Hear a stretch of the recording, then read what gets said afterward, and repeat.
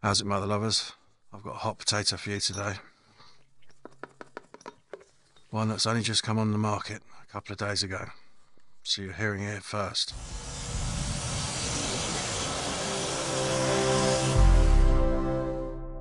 You remember that hot mitre gauge I got for the table saw? Heavy's good. Heavy's reliable. If it doesn't work, you can always hit him with it. Oh, hello. Is that going to fall out? No. Oh, look at that. That definitely raises more than an eyebrow. Well, I bring to you from the same guys that made that, this honing guide. Well, sharpening jig, call it whatever you want. And boy, is it a Hongdinger. I can't remember if I said before to you that I really felt with the Hongdui tools that they're really interested in making high-end, affordable tools, because the quality of that mitre gauge was phenomenal. And this, the black with the white type on it for me was much easier to read. Just those silly little details. I mean, even this box, for instance, it's got a magnetic front to it. It's little details like that that say to me that they're really spending their time on making something of quality. If they're going to spend that much time on thinking of that little thing for the packaging, what's the tool going to be like? It's going to be even better, isn't it? So this is called the HD29 Hongdui Sharpening Guide. Me and Mr. Joshua both feel this is a load of jig for the money. Both of us think it's a thing of beauty. Both of us getting annoyed with these cars. The cost, to be precise, is 109 bald eagles. In sterling quids, about £88. About 88 quid. For the whole kit, that is. You can buy the kit in parts, you can buy just the jig and the long jaws if you want, and obviously then the price changes. To save you time, the other brand I mentioned in the previous video, won't mention names, got told off for that. That's 125 quid, and that's including the two parts of the jig enable you to do the planer blades and the chisels. So this is 84, 88 quid with all of that. In my opinion, and Joshua's better than or nearly said it, the other jig. Both me and Joshua also think, I'm going to be honest with you, both feel that this type of jig, this one and the other brand, is a lot of faff for me, a laborious process of sharpening, which I hate doing. And I've now got 4 different honing guides to choose from. This one, I can assure you, though, actually holds the tools in place and doesn't slip. So here's the bad boy with all its goodies. Extended jaws. I'll get to that in a minute. Spare knob. A clamp. And your jig foot to find the angle off the dangle.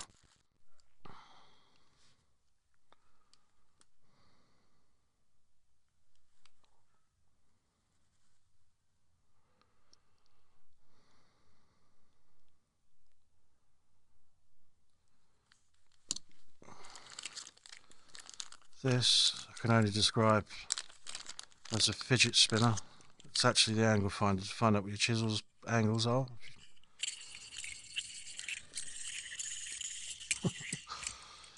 Yeah. Handy, and it's accurate.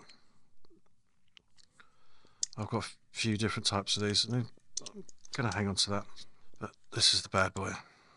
Sexy mother. That great big wheel.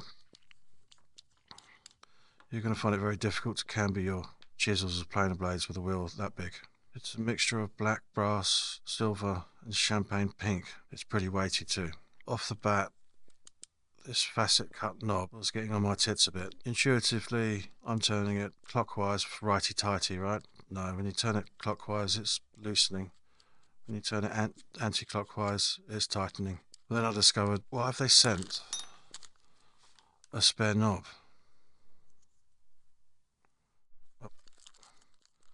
This is what I mean about the little details.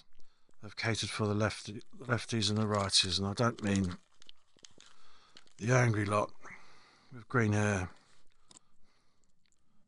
So, put that on the other side. And now, righty-tighty tightens up. Lovely. Notice it's got a dovetail rail that side and then dovetail right that side, and that is for this angle finder.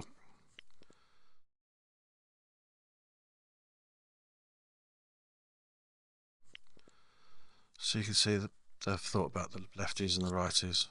Brilliant. Really love that.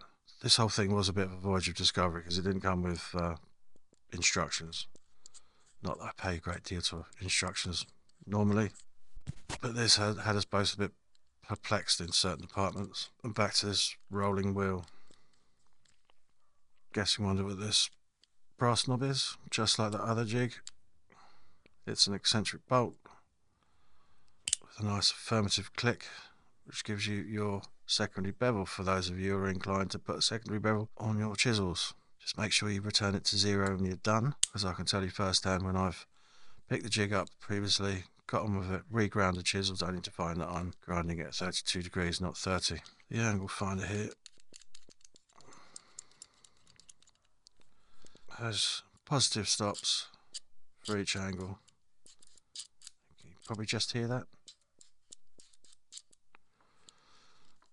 So you've got everything from 20, 25, 30, 35, 40, 45, 50, and then everything in between. This jig has something that I haven't seen on any other jig. Well, there is a very expensive honing guide out there that you can buy, I don't know what you call them, different plates to put on, and you can get a skew chisel with and whatever, and they cost 50 quid a set for each different angle you want. So when we're around with it, we took off these are the chisel jaws. We discovered these holes with degrees next to them.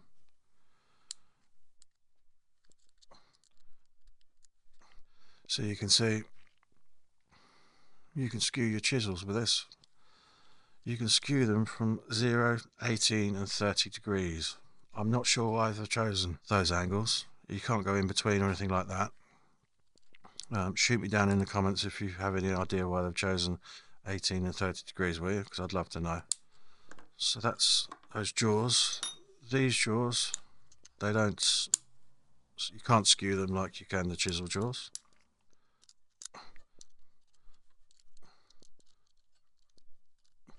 And this, my friends, is for holding crappy blades like spoke shapes, you know, that are really small planer blades like the Veritas planer blades, which for the low angle planer blades are quite short and not long in length like the old school planer irons, sorry.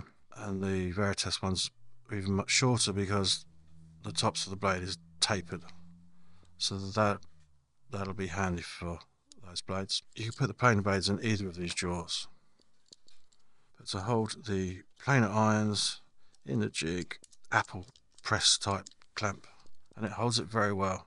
The only slight disappointment with this jig is I would have really liked the knobs to have a slit in them so you could stick a screwdriver and really crank down on it, and the same for this top knob.